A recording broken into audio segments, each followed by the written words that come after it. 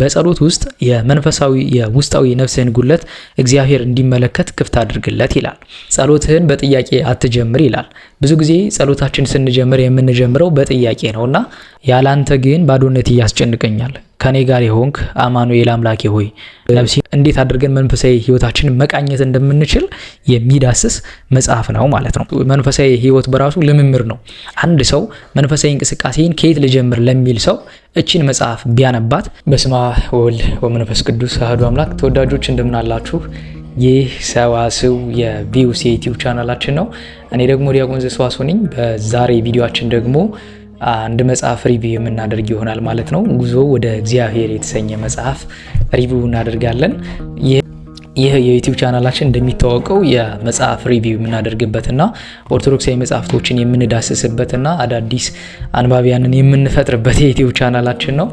ለዩቲዩብ ቻናላችን አዲስ ከሆናችሁ ሰብስክራይብ በማድረግ ቤተሰብ ሆኖ ለዛሬ የምንመለከተው መጽሐፍ ጉዞ ወደ እግዚአብሔር የሚል ነው። ማንኛውም ሰው ሊያነበው የሚችል ኦርቶዶክሳዊ መጽሐፍ ነው። በይዘቷ በጣም ትንሽ የምትመስል በውስጧ ግን በጣም በርካታ መንፈሳዊ ጉዳዮችን የሚዳስስ መጽሐፍ ነው። ዲቴል የምናየው ይሆናል ማለት ነው። የዚህ መጽሐፍ ጸሐፊ በረከታቸው ይደርብንና ብፁዕ አቡነ የግብጽ ኦፕቲክ ቤተክርስቲያን ሊቀ ጳጳስ የነበሩ አባት ናቸው። በመጽሐፋቸው በተለይ ደግሞ መንፈሳዊ መጽሐፍታቸውን በመጽሐፍ የሚታወቁም አባት ናቸው። ከሊቀ ጵጵስና በተጨማሪ ከአገልግሎትም በተጨማሪ መጽሐፍታቸው በጣም የተረጋጋ መንፈሳዊ ህይወታችንን ልናስተካክልበት የሚችል መጽሐፍን በመጽሐፍ የሚታወቁ አባት ናቸውና እንዲሁም ደግሞ ይህን መጽሐፍ የተረጎመልን ደግሞ ወደ አማርኛ የመለሰልን የድሮ ዲያቆን ያሁኑ ደግሞ ፕሮፌሰር ቀሲስ ግርማ ባቶ ናቸው።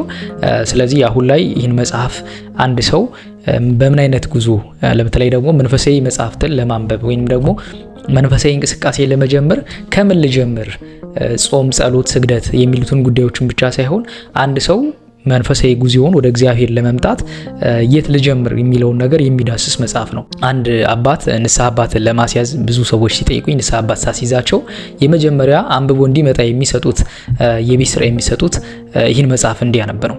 ለምን? በውስጡ ጉዞ ወደ እግዚአብሔር የሚል መጽሐፍ ቢሆንም ጉዞ ወደ እግዚአብሔር እንዴት ማድረግ እንደሚገባን የሚዳስስ መጽሐፍ ነው። በአጠቃላይ መንፈሳዊ ህይወታችንን ከአዲስ ለምንጀምር ወይም ደግሞ መንፈሳዊ እንቅስቃሴን ከአንድ ብለን ለምንጀምር ሰዎች ጉዞውን ወደ እግዚአብሔር እንዴት ማድረግ እንደሚገባንና ከየት መጀመር እንዳለብን ወዴት መሄድ እንዳለብን በውስጡ የሚገጥሙን ነገሮች ደግሞ እንዴት ማስተካከል እንደሚገባን የሚዳስስ መጽሐፍ ነው። ከመጽሐፉ የተወሰኑትን ጉዳዮች አብረን የምንዳስስ ይሆናል። ጉዞ ወደ እግዚአብሔር የመጀመሪያው ጉዳይ ስለ ጸሎት ነው የሚያነሳውና ጸሎታችን ወደ እግዚአብሔር እንዴት ማቅረብ ማድረስ እንዳለብን፣ ጸሎት ስንጀምር ከምን መጀመር እንዳለብን የሚዳስስ መጽሐፍ ነው። ለምሳሌ አንድ ሰው የጸሎት ትርጉሙ ቢጠፋው ወይንም ደግሞ ለጸሎት ያለው የጸሎት ጣዕሙ ቢጠፋው ወይም ደግሞ አንድ ሰው ጸሎት ምን ማለት እንደሆነ ከአዲስ ከመጀመሪያ መንፈሳዊ እንቅስቃሴ ለሚጀምር ሰው እንዴት መጀመር እንዳለበት የሚዳስስ መጽሐፍ ነው። ቅዱስ ባስልዮስ ታላቁ ምን ይላል? ጸሎትህን በጥያቄ አትጀምር ይላል። ብዙ ጊዜ ጸሎታችን ስንጀምር የምንጀምረው በጥያቄ ነውና ጥያቄ ጠይቀን ነው ጸሎታችን። ያ ደግሞ የጸሎታችንን ጣዕም ያጠፋዋል። በአጠቃላይ ይህ መጽሐፍ እንዴት አድርገን ጸሎታችን ማቅረብ እንደሚገባን የሚዳስስ ነው። በተለይ ደግሞ ጸሎታችን ከጥያቄ ባለፈ ከእግዚአብሔር ጋር ቅዱስ ዮሐንስ አፈወርቅ ሲናገር ምን ይላል? ጸሎት ማለት ከእግዚአብሔር ጋር መነጋገር ነው ይላል። ስለዚህ ከእግዚአብሔር ጋር እንዴት መነጋገር እንዳለብን፣ ጣዕም ያለው ጸሎት እንዴት ወደ እግዚአብሔር ማቅረብ እንዳለብን የሚዳስስ መጽሐፍ ነው ማለት ነው። አቡነ ሽኖዳ ስለ ጸሎት ከተናገሩት በኋላ አንድ የተናገሩት ነገር አለና ልቤን ስለገዛው ቃል በቃል መጽሐፉን ላንብብላችሁ። በጸሎት ውስጥ የመንፈሳዊ የውስጣዊ ነፍስህን ጉለት እግዚአብሔር እንዲመለከት ክፍት አድርግለት ይላል። የምትለምነውንም ያጣኸውን ለማግኘት ብቻ ሳይሆን እንደ ዳዊት አቤቱ ፊትህን እሻለሁ፣ ልቤ አንተን አለ፣ ፊትህን ከኔ አትሰውር እያልክ ይሁን ይልና እግዚአብሔር ፍጹም ምሉ ካላደረጋት በቀር ነፍስህ ባዶ እንደምትሆን እርግጠኛ ሁን። በዓለም ካለው ነገር ሁሉ ነፍስ የእግዚአብሔርን ፍቅር ትሻዋለች፣ የነፍስን ጥማት ያለ ፈጣሪዋ ማርካት የሚችል የለም ይላል። ከዛ በኋላ ዝቅ ይልና ቃል በቃል እሳቸው ጸሎት ያደረጉትን ነው የሚማነብላችሁ። ጌታዬ ሆይ የውስጤን የሚረዳኝ እንዳንተ ያለ ማንም አላገኝም። ካንተ ጋር ሲሆን ብቻ ደህንነት ስለሚሰማኝ ላንተ ለአምላኬ ልቤን ከፍቼ ምስጢሬን አዋያለሁ። ቃልህን የምሰማ ነገር ግን የማላስተውል ደካማ ነኝና ናፍቆቴን ቢገልጽልኝ እንባዬን በፊትህ አፈሰዋለሁ። ልቤን ከሚያጸናውና በኃይሉ ከሚደግፈኝ ካንተ ጋር እንደሆንኩ አውቃለሁና ካንተ ጋር ስሆን ብቸኝነት አይሰማኝም። ያላንተ ግን ባዶነት ያስጨንቀኛል። ከኔ ጋር የሆንክ አማኑኤል አምላኬ ሆይ ነፍሴን ከዓለምና በዓለም ካሉ ከቁሳዊ ነገሮች ይልቅ ያንተን ሁሉ ቻይነት ትናፍቃለች። ውስጤ የማትወሰን አንተን ተጠምቷል። ካንተ በቀር ይህን የሚረዳኝ ከቶ የለምና ይላል። ጸሎት ዝም ብለን ስንመለከተው እሳቸው የጻፉት ጸሎት ነውና ቃል በቃል እንኳን ስንመለከተው ጸሎት ብቻ ሳይሆን በውስጡ ያለ ከእግዚአብሔር ጋር ያለው ግንኙነት ጥብቅ የሆነ ጸሎት ነውና ይህን ጸሎታችን ተሰሚነት እንዲኖረው በአጠቃላይ ወደ እግዚአብሔር ስንቀርብ እንዴት ያለ ጸሎት ማቅረብ እንዳለብን ቃል በቃል የሚያሳይ ጸሎት ነው። መጽሐፉም የሚዳስሰው ይህንን ነው ማለት ነውና እውነተኛ ጸሎት አቀራረብ ትርጉሙ ምን ላይ ነው፣ እንዴት እናቀርባለን የሚለውን እንዲሁም ደግሞ መንፈሳዊ ሕይወትን በጸሎት እንዴት ማሳደግ እንደሚችል የሚዳስስ መጽሐፍ ነው። ብዙ ጊዜ መንፈሳዊ ሕይወት እንቅስቃሴ የመጀመሪያው ከጸሎት ነው። ማንም ሰው ምንም አይነት አሁን ለምሳሌ በደለኛም ኃጢአተኛም ልንሆን እንችላለን ግን የመጀመሪያ የምንጀምረው ከጸሎት ነው። ቅዱስ ቄርሎስ አባታችን ምን ይላል? ዛሬ አንድ የምታደርጋት ትንሿ ጸሎትህ ወደ ንስሐ መንገድ ትመራሃለች ይላል። ዛሬ የምናደርሳት ትንሿ ጸሎታችን ወደ ንስሐ ህይወታችን ትመልሰናለች። ለማንኛውም መንፈሳዊ እንቅስቃሴ የመጀመሪያው ነገር ጸሎት ነው። ስለዚህ ከእግዚአብሔር ጋር መነጋገር ነው ይለዋል ቅዱስ ዮሐንስ አፈወርቅም። ስለዚህ እንዴት ማድረግ እንዳለብን እውነተኛውን የጸሎት አቀራረብ እንዴት ማወቅ እንዳለብን እንዲሁም ደግሞ መንፈሳዊ ህይወታችን በጸሎት እንዴት ማሳደግ እንደምንችል ነው። ጸሎት ከእግዚአብሔር ጋር በተነጋገርን እያደግን በሄድን ቁጥር የምንደርሰው ወደ እግዚአብሔር ነው። ስለዚህ እንዴት አድርገን ያን መንፈሳዊ ህይወታችን ደግሞ በጸሎት ማሳደግ እንደምንችል የሚዳስስ ነው። በተጨማሪ ደግሞ ከጸሎት በተጨማሪ መጽሐፍ ቅዱስን እንዴት ማንበብ እንዳለብን መጽሐፍ ቅዱስ በቤተ ክርስቲያን ውስጥ ያለውን አገልግሎት መጽሐፍ ቅዱስን እንዴት ማንበብ እንዳለብን እንዲሁም ደግሞ በመንፈሳዊ ህይወታችን ውስጥ መጽሐፍ ቅዱስ ያለው ሚና የመጽሐፍ ቅዱስ ኃይልና ውጤቱ ምን እንደሚመስል የሚዳስስ መጽሐፍ ነው። ስለዚህ መጽሐፍ ቅዱስ በራሱ በየዕለቱ ልናነበው የሚገባ የንጉስ ደብዳቤ ነው። ስለዚህ ሁልጊዜ እንዴት ማንበብ እንዳለብን ከእግዚአብሔር ጋር መነጋገሪያችንም ስለሆነ መጽሐፍ ቅዱስ እንዴት ማንበብ እንዳለብን በመጽሐፍ ቅዱስ እንዴት አድርገን መንፈሳዊ ህይወታችንን መቃኘት እንደምንችል የሚዳስስ መጽሐፍ ነው ማለት ነው። በተጨማሪ ደግሞ ስለ ቅዱስ ጳውሎስ በዕብራውያን መልእክቱ ምዕራፍ 13 ከቁጥር 7 ላይ የእግዚአብሔርን ቃል የተናገሯችሁን ዋኖቻችሁን አስቡ፣ የኑሯቸውን ፍሬ እየተመለከታችሁ እነሱን ምሰሏቸው ይላል እና ቅዱሳንን እንዴት መምሰል እንዳለብን የገለ ቅዱሳንን እንዴት ማንበብ እንዳለብን እንዲሁም ደግሞ የቅዱሳንን አርአያነት እምነታችን እንዴት እንደሚያጠነክሩልን ጥበብና ማስተዋልን ከነርሱ እንዴት እንደምንማል ወይም ደግሞ የተሰበረ መንፈስን ትህትናን ከነሱ እንዴት ማግኘት እንደምንችል እንዴት መማር አርአያ ማድረግ እንደምንችል ያሳየናል። እንዲሁም ደግሞ እነርሱ ቅዱሳን የማያቋርጥ መንፈሳዊ እድገት ነበራቸው። በአጠቃላይ መንፈሳዊ እድገት የሚቋረጥ አይደለም። መንፈሳዊ እድገት አሁን የምንጀምረው መንፈሳዊ እድገት በምድር ብቻ ሳይሆን በሰማይም ከዚህ ዓለም ከተለየንም በኋላ የሚቀጥል ነው። በአጠቃላይ መንፈሳዊ እድገት የሚቋረጥ አይደለም፣ ዘላለማዊ ነው። ስለዚህ ያንን የመንፈሳዊ እድገት እንዴት ከቅዱሳን መማር እንዳለብንም የሚያሳይ መጽሐፍ ነው፣ የሚዳስስ መጽሐፍ ነው ማለት ነው። በአጠቃላይ መንፈሳዊነታችንን እንዴት ቢውልድ ማድረግ እንዳለብን፣ እንዴት ማሳደግ እንዳለብን፣ ከቅዱሳን ያን መንፈሳዊ ህይወታቸውን እኛ እንዴት መጠቀም እንዳለብን ቅዱሳን ባለፉት ቅዱስ ጳውሎስ ይላል እኔ ክርስቶስን እንደምመስል እናንተ እኔን ምሰሉ ይላል። መጀመሪያ ክርስቶስን ከመምሰላችን በፊት ቅዱስ ጳውሎስን መምሰል ያስፈልጋል ማለት ነው። ስለዚህ ቅዱስ ጳውሎስን ለመምሰል የመጀመሪያው የቅዱስ ጳውሎስን ህይወት ማየትና መረዳት ያስፈልጋል። ስለዚህ በአጠቃላይ የቅዱሳንን ህይወት ተረድተን በህይወታችን እንዴት አድርገን ተግባራዊ ማድረግ እንዳለብን የሚዳስስ መጽሐፍ ነው ማለት ነው። ሌላኛው ደግሞ ተመስጦ ነው። አይታችሁ ከሆነ አሁን የምንገኘው በዓለም ነው። ዓለም ደግሞ ብዙ ጫጫታ ይገኝበታል። በብዙ ጫጫታ ውስጥ ነው የምናልፈው። ስለዚህ በጣም ህይወታችን ከድጡ ወደ ማጡ ነው የሚሆነው። ጸሎትም እያደረግን ምንም ሰላማዊ እንቅስቃሴ አይኖረንም። ጸሎቱን የምናደርገው ሂደን ለመታየት ነው። ጸሎት አድርገን ወዲያውኑ ነው የምንሄደው። እንዴት የተመስጧችን ከእግዚአብሔር ጋር ያለን ተመስጦ እንዴት መገንባት እንዳለብን፣ እንዴት ቢውልድ ማድረግ እንዳለብን መጽሐፉ ይዳስሳል። በመጽሐፍ ቅዱስ እንዴት መመሰጥ እንዳለብን፣ በጸሎት እንዴት መመሰጥ እንዳለብን፣ ከእግዚአብሔር ጋር ባለን ንግግር እንዴት ተመስጧችንን መገንባት እንዳለብን፣ መንፈሳዊ ህይወታችን እንዴት በተመስጦ መቃኘት እንዳለብን የሚያሳይ እና የሚዳስስ መጽሐፍ ነው ማለት ነው። ከዛ ደግሞ መጽሐፍ ቅዱስን በተፈጥሮ በመጽሐፍ ቅዱስ በአጠቃላይ በመንፈሳዊ እንቅስቃሴዎችን እንዴት መመሰጥ እንደምንችል ተመስጧችን ደግሞ እንዴት ወደ እግዚአብሔር እንደሚያደርሰን የሚዳስስ መጽሐፍ ነው ማለት ነው። አሁን በዓለም ነው ያለነው።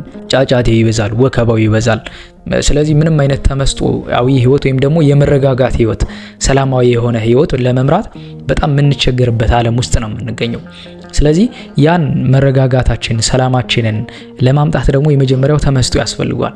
ተመስጧችን ደግሞ በዓለማዊ ነገር ሳይሆን ወደ እግዚአብሔር የሚያደርስ መሆን መቻል አለበት። ተመስጧችን ከእግዚአብሔር ጋር ሲሆን ነው መረጋጋት ወደ ውስጣችን ሊያመጣ የሚችለው።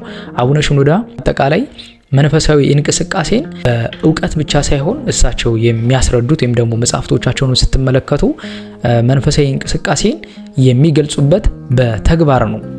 በተግባር እንዴት አድርገን መንፈሳዊ እንቅስቃሴያችንን መገንባት እንደምንችል ነው መጽሐፍቶቻቸውን በአጠቃላይ የሚያስረዱትና እዚህም በተግባር እንዴት አድርገን ተመስጦ መለማመድ እንዳለብን፣ እንዴት ተመስጦ በጸሎት እንዴት መመሰጥ እንዳለብን የሚዳስስ መጽሐፍ ነው። በጸሎት ከእግዚአብሔር ጋር እንዴት በተመስጦ መቆየት እንደምንችል፣ መንፈሳዊ ህይወታችን በተመስጦ እንዴት ማሳደግ እንደምንችል በአጠቃላይ የሚዳስስ መጽሐፍ ነው ማለት ነው። ሌላኛው በዚህ መጽሐፍት ውስጥ ያገኘሁት ደግሞ መልካም ነገር ብዬ ማስበው የህይወት ለውጥ በመንፈሳዊ ልምምድ ውስጥ። መንፈሳዊ ህይወት በራሱ ልምምድ ነው። ለምሳሌ እኛ ስናድግ መጀመሪያ እየዳህን ከዛ በኋላ ነው ቀስ እያልን ቁመን መሄድ የጀመርነው። አሁን ላለንበት ደረጃ ብንመለከት በሂደት ነው። ሁሉም ነገር ፕሮሰስ አለው። በአንዴ የምንገነባው ምንም አይነት ነገር የለም። ስለዚህ መንፈሳዊ ልምምዶቻችን እንዴት መገንባት እንዳለብንም እዚህ መጽሐፍ ላይ ይገኛል ማለት ነው። የህይወት ለውጥ እንዴት ይመጣል፣ እንዴት ማምጣት እንችላለን፣ በህይወታችን መንፈሳዊ ህይወታችን እንዴት መቀየር እንችላለን፣ መንፈሳዊ ህይወታችን ወይም ደግሞ መንፈሳዊ ልምምድ እንዴት ይገነባል፣ መንፈሳዊ ለውጥስ እንዴት ይመጣል የሚለውን በተግባር የሚያሳይ መጽሐፍ ነው ማለት ነውና እግዚአብሔር ደግሞ ቅዱሳኑ እንዳለማመዳቸውም ያሳያል። ለምሳሌ አባ መቃርስ ለመጀመሪያ ጊዜ ቆብ መስፋትን ያሳየው መልአኩ ነው። የእግዚአብሔር መልአክ ነው ያሳየው። ለቅዱሳኑ እንደዛ አሳይቶቻል። የመጀመሪያ መንፈሳዊ እንቅስቃሴውን ያሳየው እሱ ነው። ስለዚህ እግዚአብሔር አለማምዷቸዋል። እግዚአብሔርን በተመስጦ ሆነን በዚህ መንፈሳዊ እንቅስቃሴ ሆነን በተለያየ ነገር እግዚአብሔር ያስተምረናል፣ እኛንም ያለማምደናል። ስለዚህ እሱንም የሚዳስስ ነውና መንፈሳዊ ህይወታችን እንዴት ማለማመድ እንደምንችል፣ እንዴት መገንባት እንደምንችል፣ መንፈሳዊ ህይወት እንቅስቃሴያችንን መንፈሳዊ ህይወታችን እንዴት መገንባት እንደምንችል የሚዳስስ መጽሐፍ ነው ማለት ነው። በአጠቃላይ ደግሞ ከዚህ መጽሐፍ ላይ ያገኘሁት ጾም፣ ምን አይነት ጾም መጾም እንዳለብን። ለምሳሌ የአንድ ሰው ከመጀመሪያው ጾም ሊመስለን የሚችለው ከስጋዊ ነገር መከልከል ሊሆን ይችላል።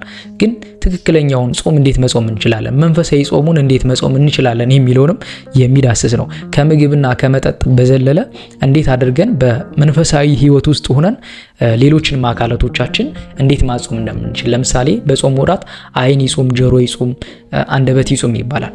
በዚህ ወቅት እንዴት አድርገን እነዚህ ነገሮች መግዛት እንደምንችል መጽሐፉ ይዳስሳል ማለት ነው። አንድ ሰው ከመጀመሪያው መንፈሳዊ እንቅስቃሴ ሲጀምር እንዴት ልጀምር ሲል የመጀመሪያው እንዴት መጀመር እንዳለበት ማወቅ ነው። ስለዚህ እንዴት መጀመር እንዳለበት ከመጀመሪያው መንገዱን የሚያሳይ ነው።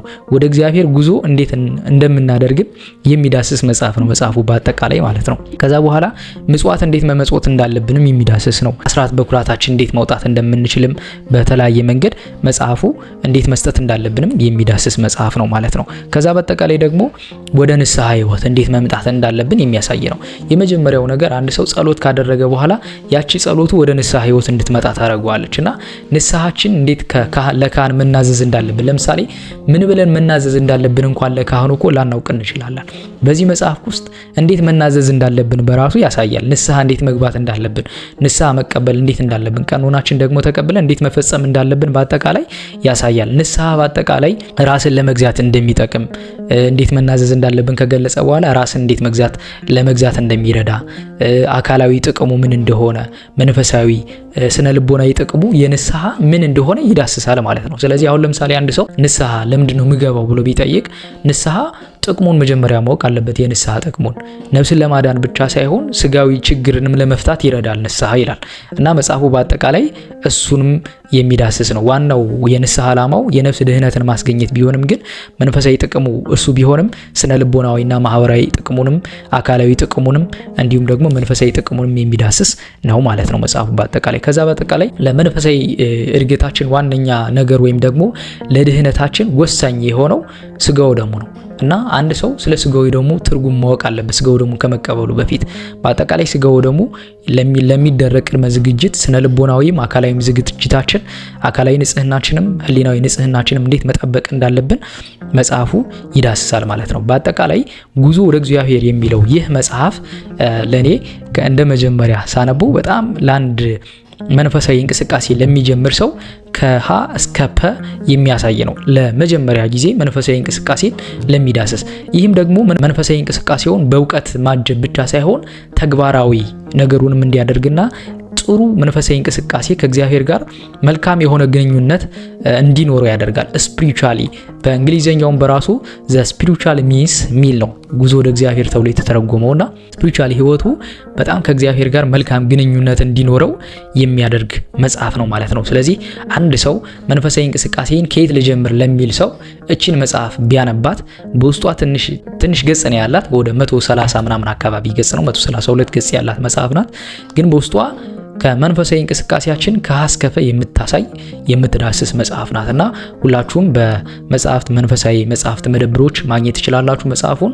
ነገር ግን መጽሐፉን በርድ ማግኘት ካልቻላችሁ ፒዲኤፉን ወይም ደግሞ ሶፍት ኮፒውን የቴሌግራም ቻናሌ ላይ ሰዋስው ቡክ የሚል የቴሌግራም ቻናሌ ላይ ዲስክሪፕሽን ላይ ሊንኩን አስቀምጥላችኋለሁ። በዛ ማግኘት ትችላላችሁ ማለት ነው። አባታችን አቡነ ሽኖዳ በረከታቸው ይደርብን። ሁላችንም እችን መንፈሳዊ መጽሐፍ በማንበብ መንፈሳዊ ህይወታችንን ማሳደግ እንችላለን፣ ወደ እግዚአብሔር መቅረብ እንችላለን ማለት ነው። እግዚአብሔር አምላካችን ጉዞውን ወደ እሱ ስንፈልገው እሱ ደግሞ ይፈልገናል ሁልጊዜም ቢሆንና ወደ እሱ እንድንደርስ ቅዱስ ፈቃዱ ይሁንልን። አቤቱ ቅዱስ እግዚአብሔር አምላካችን በአንድ ልጅ በጌታችን በአምላካችን በመድኃኒታችን በኢየሱስ ክርስቶስ በእርሱ ያለ ጽን ክብር ላንተ ይገባል። ከእርሱም ጋራ ከመንፈስ ቅዱስም ጋራ ትክክል የሚሆን ዛሬም ለዘወትርም ለዘላለሙ አሜን። ይህን ቪዲዮ ለሌሎች ሼር አድርጉላቸው። ይቆየን።